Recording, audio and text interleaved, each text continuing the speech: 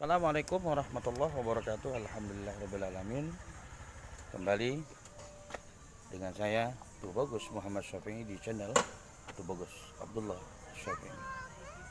Sahabat, di channel Tubagus Abdullah Syafi'i kali ini saya berziarah, bukan berziarah di kubur selainnya biasa saya ziarah ke makam para aulia Allah, tapi saya berziarah ataupun berkunjung ke tempat yang memang tempat ini adalah satu contoh kekuatan bahwasanya disinilah awal cikal bakal Islam menjadi terbesar, dan di tempat ini pula berdiri satu istana yang kokoh, satu istana yang memang benar-benar luar biasa yang disebut dengan Istana Keibuan.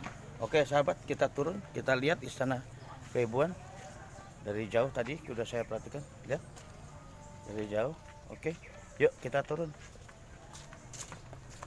Kita turun untuk melihat dari dekat pintu masuk daripada Istana Keibuan. Kenapa dikatakan Istana Keibuan? Jadi Istana Keibuan ini adalah untuk Ibu Permaisuri pada saat itu dipindahkan, diungsikan ke Keibuan sini. Maka dibuatlah Istana Keibuan ini kalau kurang lebih itu tahun 1800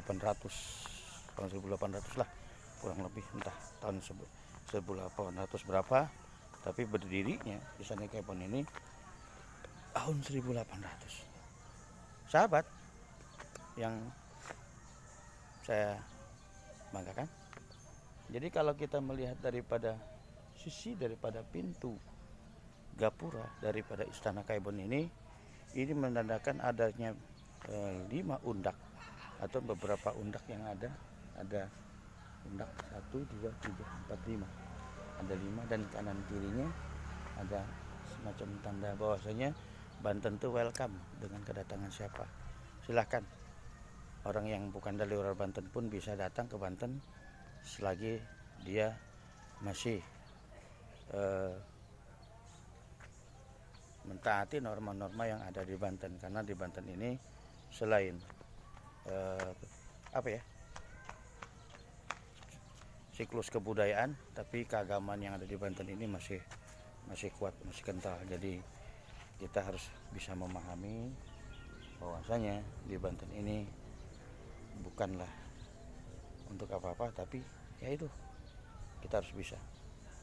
Karena kalau kita perhatikan di Banten ini, masya Allah, subhanallah, untuk keagamaan khususnya agama Islam luar biasa, selain agama-agama yang lain. Sahabat yang saya hormati, kita masuk sebentar, kita lihat ada beberapa anak tangga bentuk daripada Istana Keibuan. Oke, kita ke atas. Mudah-mudahan dari video yang saya buat ini bisa bermanfaat sahabat, untuk sahabat semua. Dan insya Allah sahabat yang luar dari Banten bisa datang ke Banten.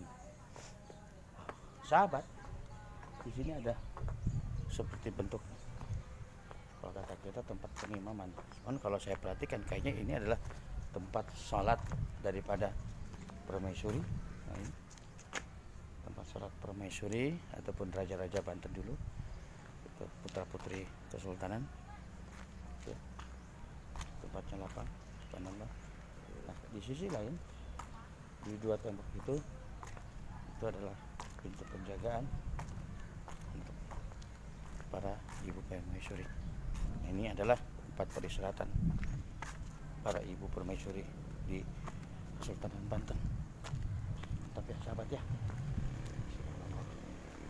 Yuk kita turun bentar, kita perhatikan ini tangga. Oke.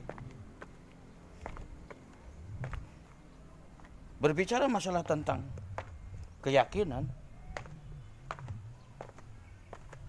kita, keimanan kita, memang haruslah kita kokohkan, haruslah kita kuatkan. Selain Islam berdiri di Banten juga ada agama lain daripada Islam. Artinya Banten tidak pernah menutup diri dengan agama. Begitu juga negara NKRI, Negara Kesatuan Republik Indonesia. itu berdiri di atas 5 agama. Alhamdulillah, Islam, Kristen, Katolik, Protestan, Hindu, Buddha, dan Konghucu. Subhanallah. Sambil berjalan sahabat, jalan-jalan ke taman-taman yang ada di Banten. Subhanallah. Oke. Sungguh, Masya Allah, pemandangan yang luar biasa sahabat. Benteng-benteng tua, istana-istana tua yang memang pernah berdiri kokoh. Di sinilah para perwira-perwira, para kesatria-kesatria Banten dilahirkan. Subhanallah. Sungguh sangat luar biasa sahabat. Yuk kita masuk sahabat ke dalam. Oke. Kita perhatikan turun. Ini benteng-benteng tuanya.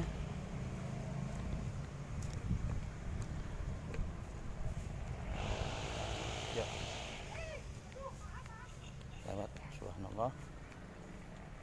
Ini adalah benteng lama. Dan saya juga kurang paham ini sahabat. Kalau untuk menceritakan hal ini mungkin harus lebih nanya ke Purwakala. Tapi ya kita bisa melihat dari dekat aja sahabat. Kita bisa melihat benteng-benteng ini, kokohnya benteng ini. Subhanallah. Oke, kita masuk sahabat. Kita masuk. Walaupun ini tinggal reruntuhan saja, tapi subhanallah. Oke, ya Allah, subhanallah sahabat. Oke.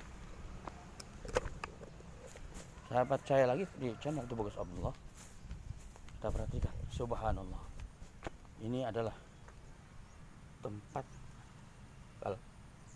penyimpanan air, ya, penyimpanan air.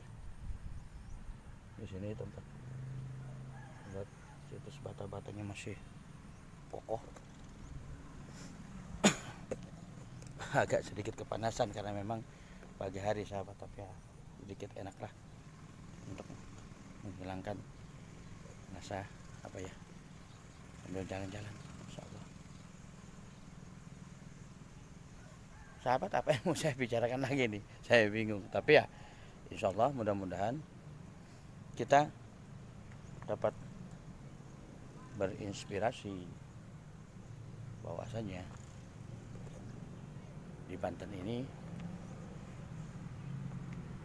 mempunyai nilai-nilai kepribadian yang luas, yang insya Allah warga Banten sendiri welcome dengan kedatangan warga yang dari luar Banten, karena masih satu bingkai negara Republik Indonesia.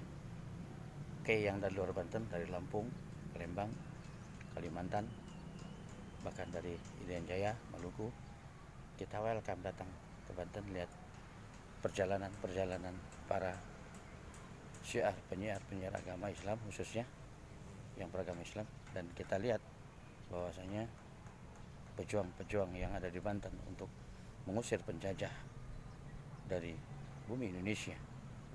Waktu itu kompeni Belanda ingin menguras habis, tapi alhamdulillah dengan kegigihan daripada para pejuang-pejuang Banten untuk mempertahankan NKRI sungguh sangat luar biasa.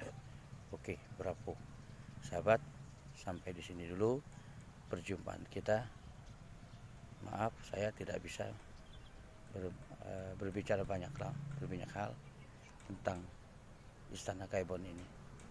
Ini pun berdasarkan dari beberapa sedikit dari cerita-cerita masyarakat yang ada di sekitar Banten. Oke sahabat, sampai di sini dulu di channel YouTube, di channel Tubagus Abdullah Syafi'i.